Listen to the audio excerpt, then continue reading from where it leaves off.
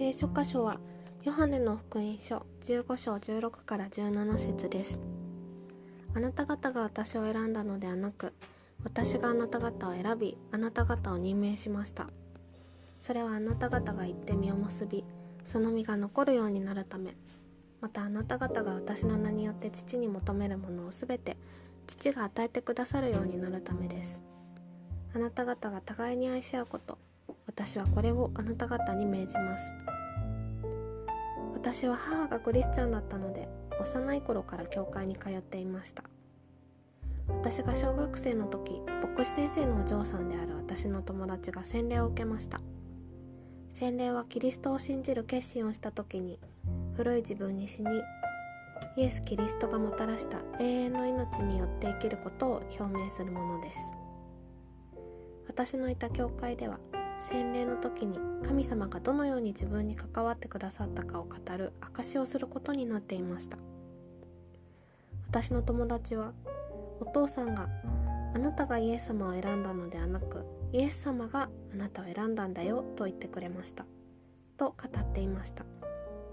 その言葉は私の中に強く印象づけられました。私が大学生になった時、母が病気で入院しました。病気が分かった時、母は新約聖書の一節であるヨハネの福音書11章4節、この病気は死で終わるものではなく、神の栄光のためのものです。それによって神の子が栄光を受けることになります。という御言葉が与えられたと私に言いました。母はそれまである事情のため教会を離れていましたが、このことをきっかけに再び熱心に教会に通い出しました。母は病気になったにもかかわらず、内側から力を得て以前より元気になっていました。私は家族以上に母の近くにいるイエス様を見ました。母が手術を受けた日、私は一人病室に母と共に泊まりました。手術後眠っている母につながれた機械の音が響く病室で、泣きながら不安と恐れで一睡もできない夜を過ごしました。その後、母は順調に回復し、神様への思いをどんどん強めていきました。それから私は大学で一人の神父さんに出会いました。その方は出会う人一人一人の一番美しいものを見つめようとするような眼差しを持った方でした。その神父さんの砂漠の中に命があるという説教を聞いたとき、あの母の手術の夜、母の最も近くにイエス様がいるのと同様に、私の最も近くにイエス様がいたのだと分かりました。その頃から私の目に入る世界は変わりました。友達だけでなく、駅にいるホームレスの方や、道ですれ違う人や、たまたまバスで乗り合わせるような人も、もう私には他人でなくなりました。これらの私の兄弟たち、それも最も小さい者たちの一人にしたことは私にしたのですという聖書の御言葉ゆえに、その人たちはイエス様なのだと思ったのです。その時、目に見える世界は輝いていました。自分が新しく生まれる体験でした。私は子供の頃いじめにあっていて、辛すぎたその記憶にはずっと蓋をして生きてきました。しかし、血の汗を流しながら十字架にかかる前夜、この杯を取り除いてくださいと祈り、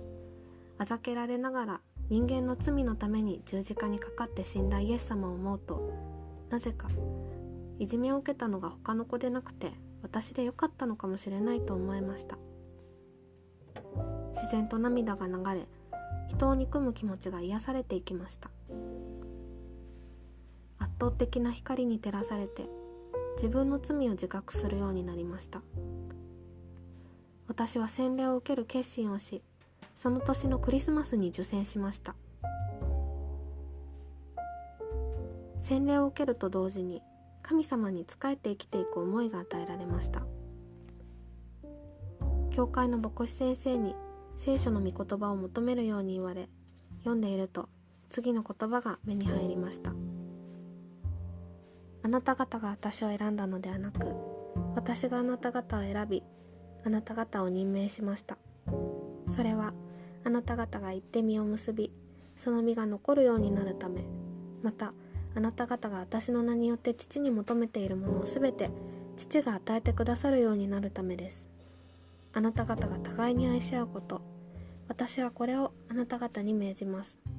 ヨハネの福音書15章16節。この言葉は私が幼い頃友達の洗礼の時教会で聞いた。あなたがイエス様を選んだのではなく、イエス様があなたを選んだのだよという言葉でした。私は生涯この言葉を握って歩んでいくのだと思いました。そして互いに愛し合いなさいというイエス様の命令を伝えるために、愛を伝えるために生きていくのだと分かりました。神様は愛だからです。実に母に与えられた病気は、母が与えられた御言葉通り神の栄光を表すものでした。このことによって私は自分が小さい頃から聞いていた聖書の話が、聖書が伝える神様がどんなに素晴らしいかが分かり、人生が変えられたからです。愛のない人生は暗闇です。愛にあふれた人生は光り輝くものです。イエス様は人の罪を背負って十字架にかかり復活し、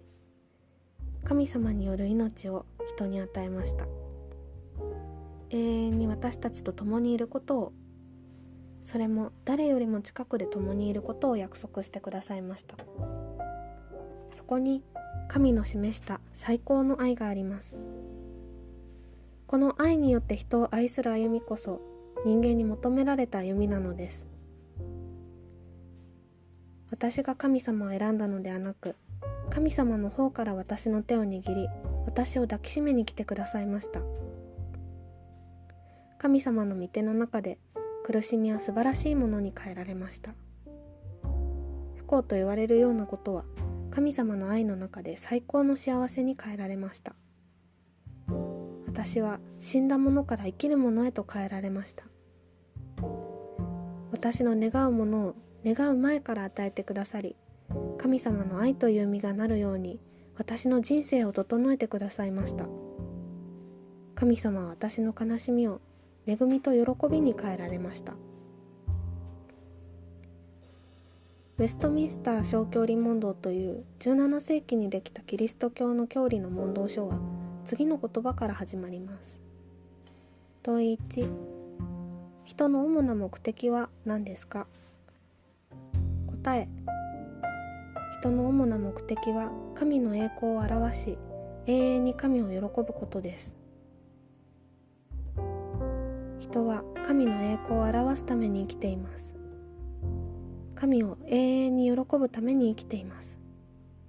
それはあなたを選んでくださった神様のあふれる愛を受けて、